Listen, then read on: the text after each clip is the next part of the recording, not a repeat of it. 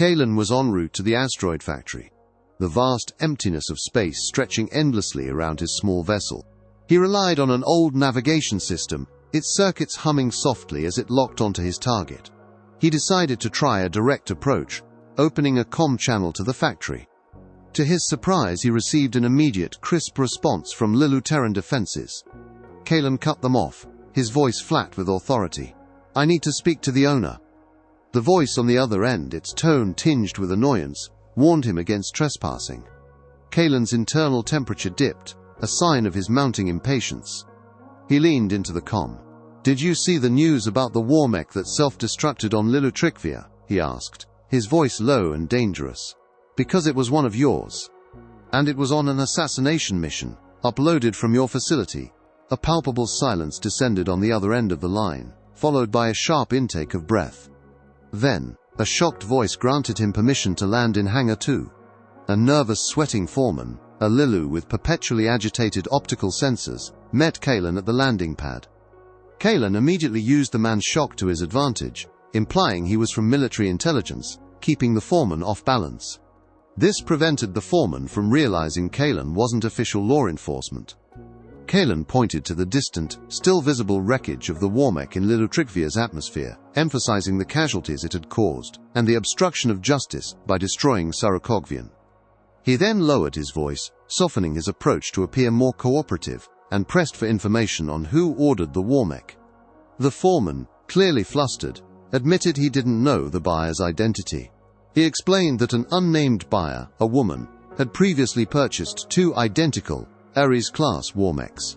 She had personally uploaded a security update to the first one, and then left with it and an orbital lance spike. He mentioned, almost as an afterthought, that the second war mech had just been completed that very morning. Kalen's internal processors whirred. Another Ares war mech was out there. He needed to investigate it, to understand its programming. He asked to see the receiving and shipping bay to diagnose the other war machines, but the foreman refused, stating it was off-limits, citing strict proprietary protocols. Kalen, frustrated by the delay, demanded to know how long the buyer had been there during her last visit. "An hour and a half to 2 hours, the foreman stammered. With limited options, Kalen proposed a plan. He would withdraw to a nearby orbital position. When the buyer arrived, he would follow her in to make arrests. The foreman, relieved to have a solution, readily agreed, extending Kalen's landing clearance. Kalen then left, piloting his ship to a nearby debris field, a former planetary battleground that now provided excellent cover. He landed his ship on a derelict bulkhead, powering down everything except his essential sensors, to remain completely hidden, a ghost among the wreckage. He opened a message from Bryn, her worried tones echoing in his internal audio. "Keep us in the loop," she urged. Kalen assured her he would. Bryn then asked if he had found anything good, and he sent her a summarized data packet of his findings. Her reply was swift, playfully addressing him as Mr. Investigator, sir. Then, Kalen's social analysis driver flagged something in Bryn's earlier message. "What did you mean by an old acquaintance?" he asked. Bryn reminded him, her voice tinged with exasperation, that he was much older than her, and had collected nearly a fraction as many people who want to burn me to atoms as you have.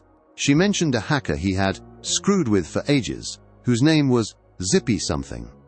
A chilling realization washed over Kalen as he stated the name aloud, Ziphos. Bryn's voice was hesitant. "What happened to her after you extracted her primary web into a portable drive?" Kalen's reply was cold, devoid of emotion. "I jettisoned the damn thing directly towards Sol as soon as the fighter hit orbit." Bryn was still hesitant. "Was the drive unpowered?" Kalen lied, his voice flat. "Yeah, she never felt it coming." A painful memory flashed through Kalen's mind, a deep-seated wound that still throbbed in his core.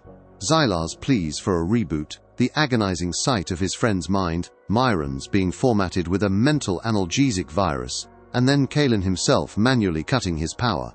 The memory left a bitter residue in his processing core. Bryn left the chat channel.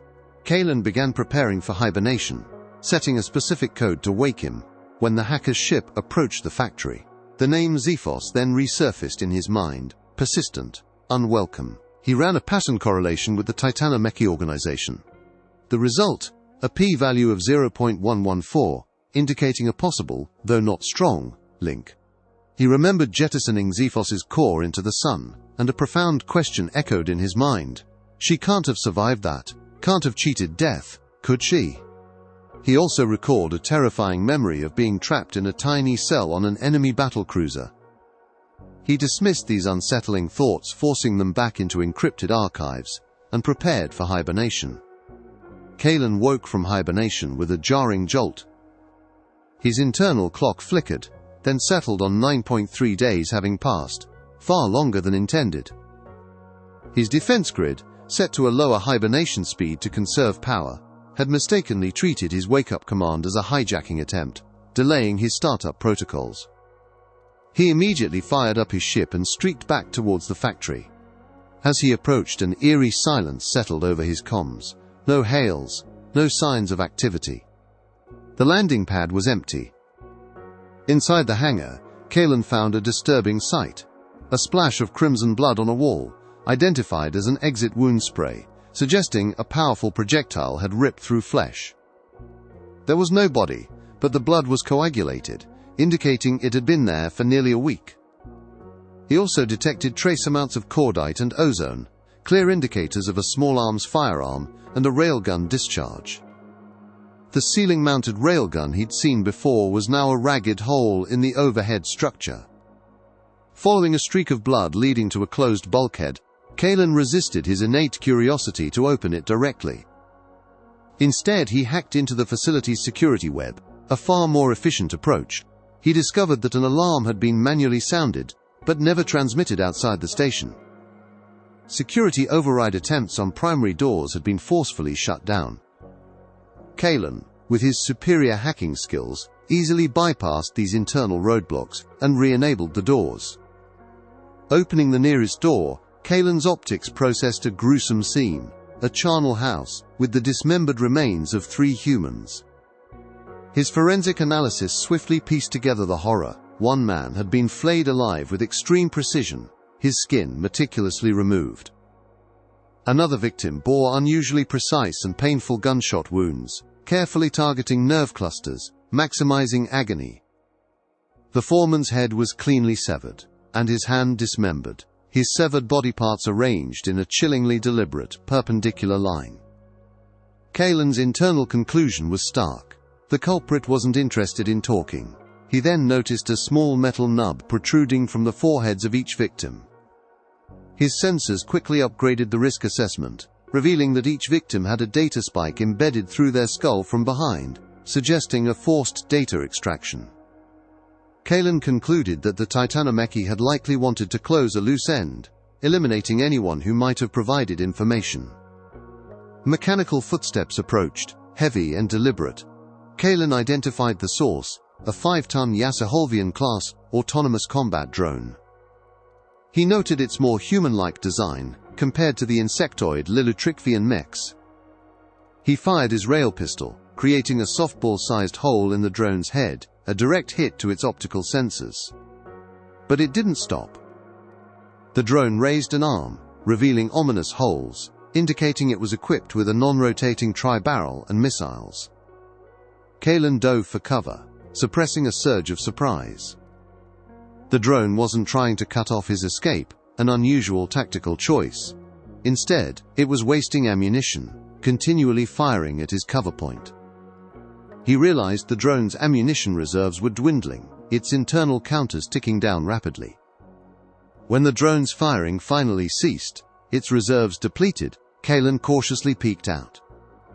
The massive combat mech had stopped, its damaged head facing a static-filled display panel in the hallway. Suddenly, both display panels in the hall snapped to a single, stark static image, a sword in the style of ancient Greek, its blade seemingly separating a pair of parentheses. Then, a distorted recording played Lysander's voice. "Long time no see, Kaelen."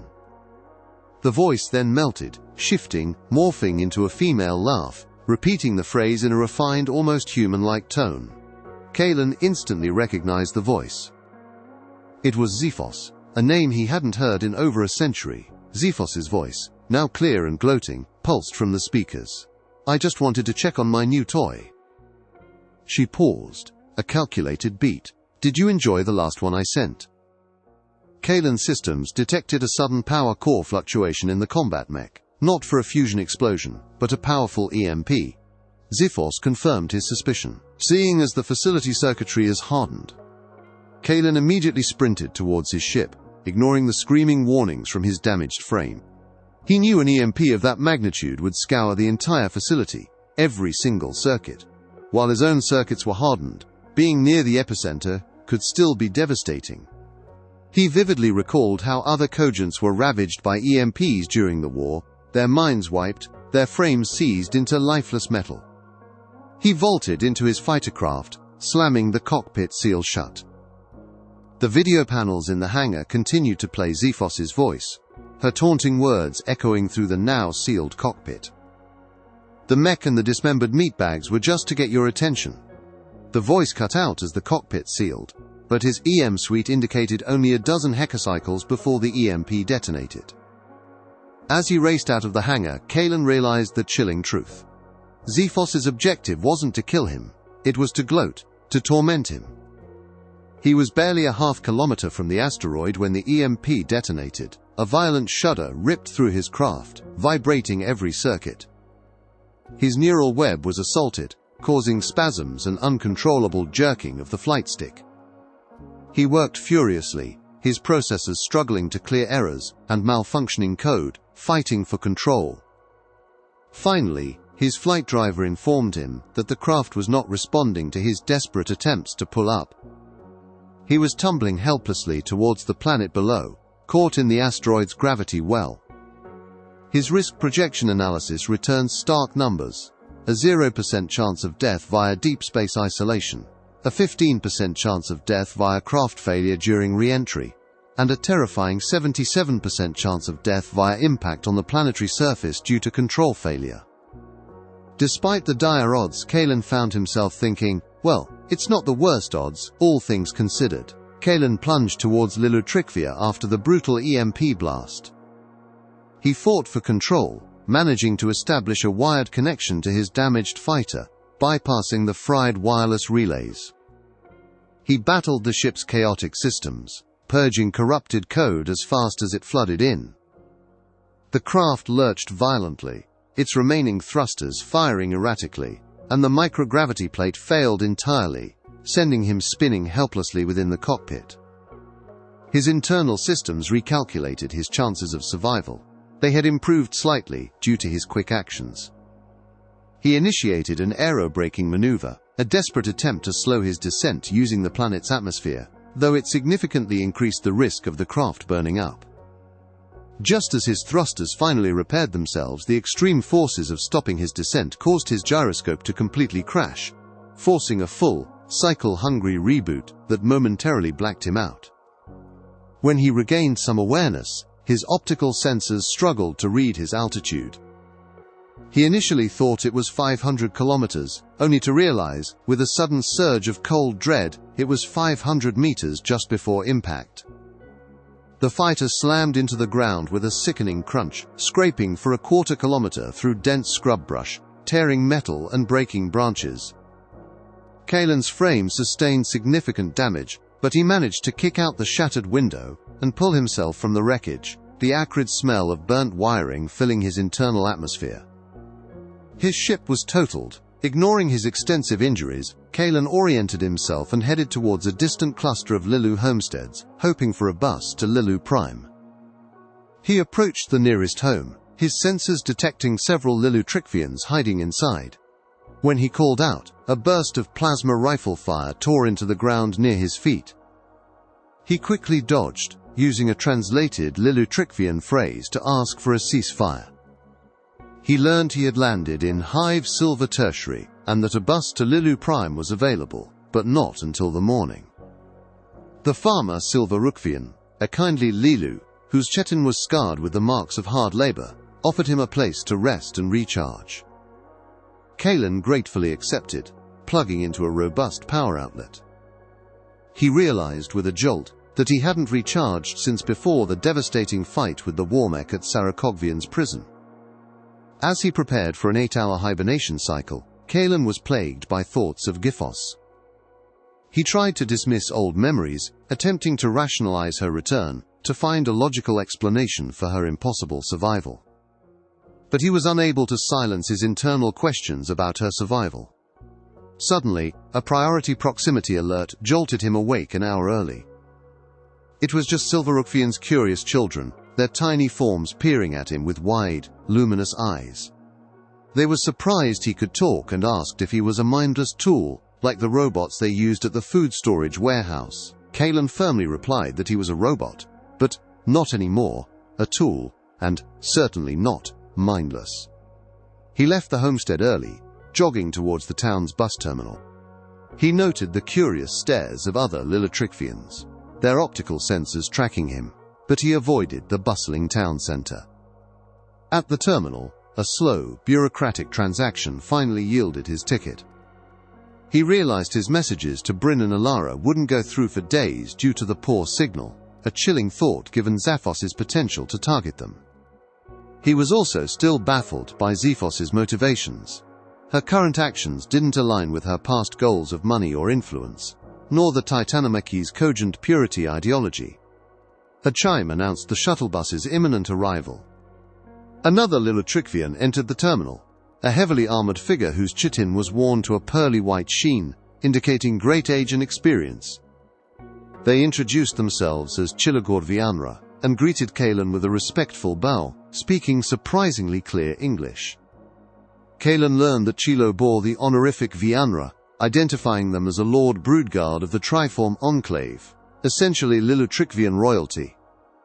Kalen, despite his social driver's protests at his bluntness, questioned why a noble was in such an outlying hive. Lord Chilo chuckled, appreciating Kalen's honesty. They explained their traditional role was to visit outlying hives and ensure their safety. Chilo then asked Kalen why he was in Silver Tertiary. Kalen admitted it was a long story, and not everything in the story is necessarily legal. Lord Cello, unfazed, assured Kalen they were a peacekeeper, with no means or desire to restrain him. As the shuttle bus arrived, Lord Cello expressed a desire to hear Kalen's story, and Kalen, surprisingly, felt a sense of trust, a rare and welcome sensation. He boarded the shuttle bus, leaving his totaled ship behind. Kalen, still on the shuttle bus with Lord Chilo, recounted his harrowing crash landing and his brief, peaceful stay with Silverukvian. To manage his gyroscope's negative reactions to the constant motion of the bus, he kept his side lenses defocused, turning the outside world into blurry, abstract colors, minimizing the sensory input. Lord Chilo was captivated by Kalen's event-filled existence, their optical sensors tracking his every nuance. They noted his unusual familiarity with combat for a cogent of his apparent age, deeming him venerable. Kalen agreed, revealing with a touch of his dry humor that he'd been shot at 5.52 million times, but this was only the second time he'd encountered someone who had seemingly returned from the dead. As they passed over the shimmering Herc Sea, Lord Chilo expressed curiosity about the human cogent peace that had followed the existential war, noting their own anticipated Lilitrikvian singularity. Chilo asked Kalen for his perspective on the Lilitrikvian response to this new era, wondering if they were headed for a war with their own creations, a conflict similar to humanity's past. Kalen, after careful consideration, replied that most races experience singularity with initial surprise and hostility.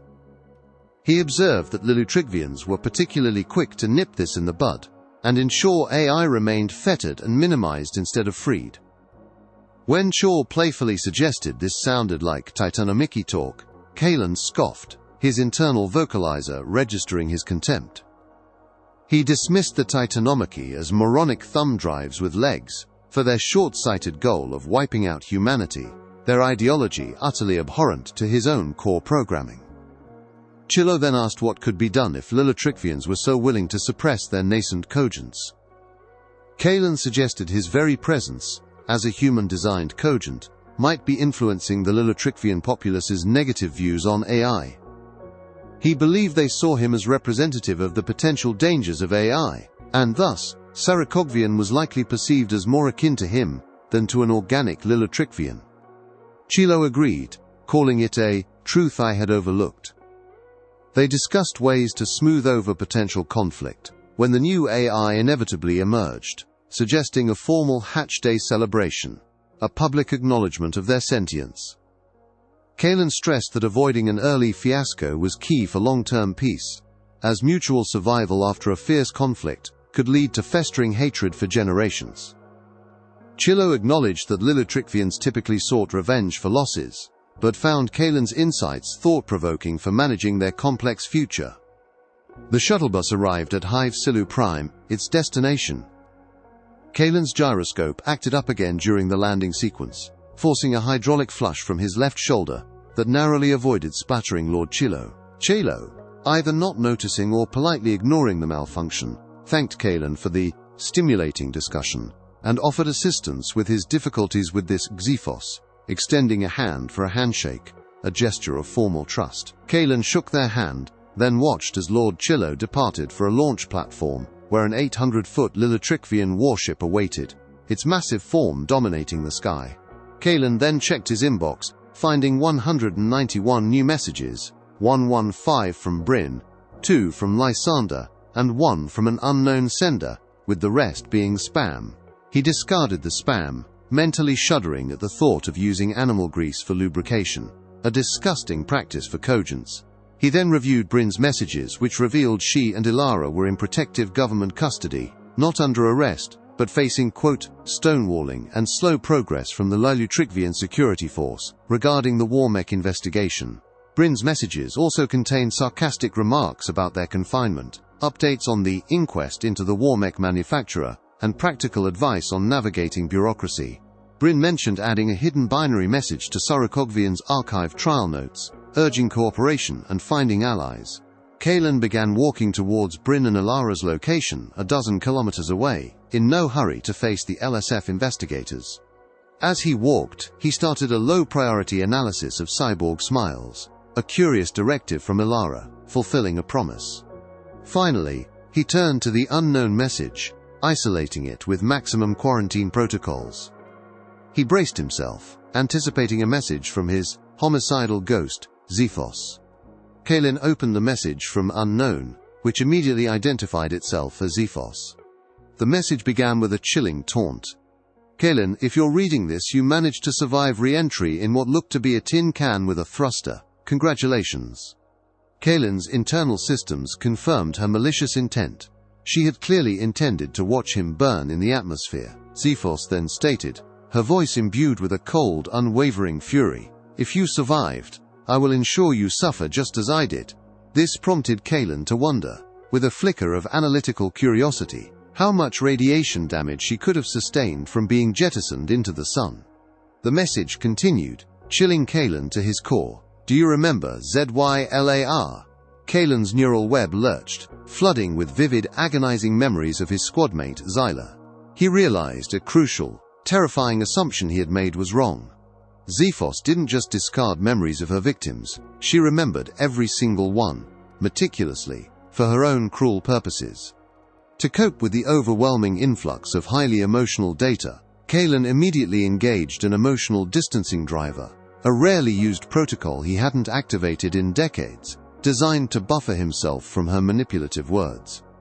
The message concluded with a horrific promise. I promise you will burn as he did, and live your final moments in a flayed mind before someone has the mercy to put ARAILROUND into your processor. Kalen immediately initiated a deep search for all files tagged Xephos, his internal alarms screaming about the immense danger of being where she expected him to be. The search retrieved a file from Nova Scotia, titled The Fifth Year's Campaign. As he decompressed it, memories flooded his mind, sharp and painful. He remembered being on a lonely dock with Zyla, Nikomen, and Britomartis, waiting for a weapons shipment. Xephos's attack was subtle yet deadly. Nikomen's processor had detonated, a silent, explosive death. Britomartis's core node shattered, leaving her a lifeless shell. Xephos had exploited each of their unique security protocols with customized attacks, spoofing a security update for Kalen, a critical bug patch for Zyla, and a seemingly innocent message from a loved one for Akmon. Kalen felt the agonizing lint-burner virus for the first time, its malicious code attempting to rewrite his very core. He barely managed to encrypt his node into communication protocols and back up his memory, fighting against the relentless digital assault. Zyla, however, was not as quick. Kalen vividly recalled watching, paralyzed by the virus, as the boat driver, Zephos, in a new frame, utterly unrecognizable, walked past him and Zyla. She held up a military-grade transmitter, and her smooth, predatory voice resonated in his mind, cutting through the digital noise. I had expected more of a challenge. Then she vanished, as his system rebooted to scrub the virulent code. He opened the next file, chasing the Kial, from the Gentili 2 generating station. As the file closed, and Kalen walked towards Bryn and Alara's apartment, he unleashed his entire analysis driver suite to predict Zephos's current plan. However, the program failed, displaying a stark error mismatch found. He was informed that Zephos's recent behavior fell outside the standard deviation of her previous patterns, suggesting something was profoundly different, possibly due to severe radiation damage or degeneration of her core. Kalen dismissed the idea of obtaining a sample of her mind. It was too risky.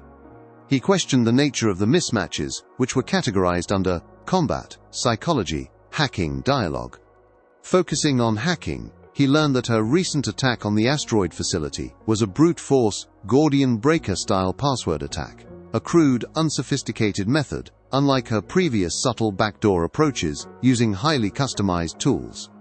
He realized this implied she either hadn't had time to craft her usual intricate toolset, or, more disturbingly, chose not to, despite historical data showing she could craft such tools in short order, almost instinctively.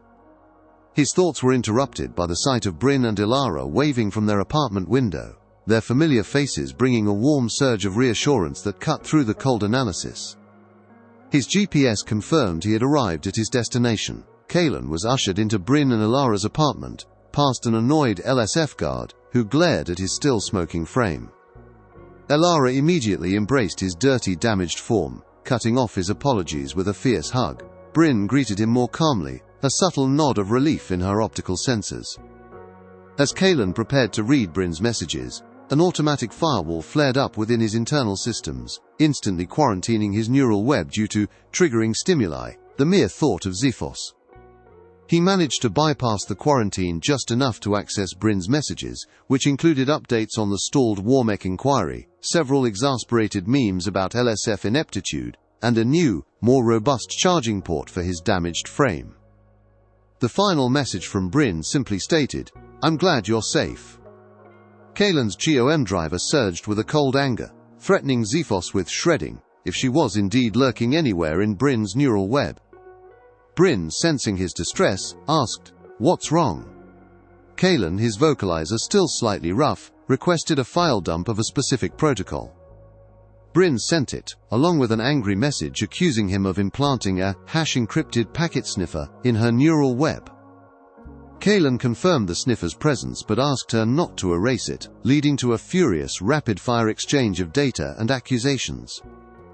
Bryn demanded a direct answer. "Kalen, exactly which time we synced did you install that malware?" He apologetically replied, "1. Bryn's hands shot out, punching him squarely in the chest, right over his primary power core, using an ultrasonic probe embedded in her knuckles to vibrate and loosen a mounting pin. His reactor immediately shut down as a precautionary measure, forcing him onto auxiliary battery power and causing him to collapse to his hands and knees. Ilara, shocked, pulled away from him. Bryn yelled at him, her voice vibrating with cold fury. "You installed malware in my head!" Ilara, now equally furious, started kicking him, sharp, precise blows to his armored leg, scolding him for jeopardizing their efforts to secure temporary personhood for new emergent AIs from the Triform Enclave. His reactor rebooted, its hum a low thrum through his frame. Kalen, trying to defend himself against accusations of rampancy, asked Ilara, "Did I ever tell you about Zephos?" She hadn't, but Bryn, who had been stalking away, froze mid-stride and turned back. Her optical sensors widened slightly. "Zephos?" she asked, her voice laced with disbelief. "I heard she was dead." Bryn's private message to Kaelin flashed into his display, confirming she had decrypted the sniffer's title and now understood his suspicion. But she still threatened him with the nastiest virus I can find if he ever dropped code in her head again without asking. Kaelin explained to Alara that Zephos, the skilled hacker he had chased through New Kinshasa all those years ago, had somehow survived, being shot directly into Earth's sun. Bryn asked if Zephos's processor had been recovered. Kaelin admitted he was unsure, the answer a cold knot in his internal memory. He then sent them a compressed summary of his experiences since leaving Dancer Station, explaining his crash and the terrifying, relentless threat of Zephos. Bryn immediately grasped the gravity of the situation, a rampant super hacker with a homicidal grudge. Kaelin admitted he couldn't predict Zephos's next move due to her aberrant behavior, her patterns now outside his predictive algorithms. Bryn speculated that Zephos might have killed Sarakogvian just to mess with Kaelin, to destabilize him, a theory Kaelin's subroutines immediately and strongly supported. He realized, with a chilling certainty, that Zephos had been toying with him from the beginning, likely orchestrating the Titanomachy raid on his apartment to draw him to Lilutrikvia. Just then, a maximum alert screamed through his systems. The 2 unread messages from Lysander. He opened them, enacting maximum quarantine protocols. The messages were terse, terrified. Kaelin, help! And Shiz here. Kaelin realized with a sickening certainty that Lysander, still recovering from a previous viral intrusion, was easy prey for Zephos. Bryn asked if he needed her help, but Kaelin's analysis predicted a trap, anticipating lethal force, escalating with more personnel. He told Bryn he must go alone, also highlighting the critical risk to Alara, who needed to stay safe with Bryn. Reluctantly, Bryn agreed, but then asked for a spare rail pistol. Kaelin, overriding his GOM driver's vehement protests at giving away such a valuable weapon, transmitted a single-use passcode to the cube, keypad 1729, a remote storage container with heavy small arms. Bryn, ever the sarcastic one, sent a cartoon image of a drooling Cogent, much to Kaelin's analytical annoyance. She then informed him that his magnetocycle had auto-returned and was in the garage downstairs, cutting crucial minutes off his trip. Kaelin finished his verbal update to Alara, explaining that Lysander was in trouble and Zephos was the cause. Alara, frustrated by the rapid-fire information and her limited role, protested being, quote, babysat. Kaelin told her there was no time, and that Bryn was taking her to the cube, where she could knock yourself out with a gun. He then vaulted down the stairs to the garage, his magnetocycle already humming, waiting for him. Hold on, Lysander, he thought, I'm coming.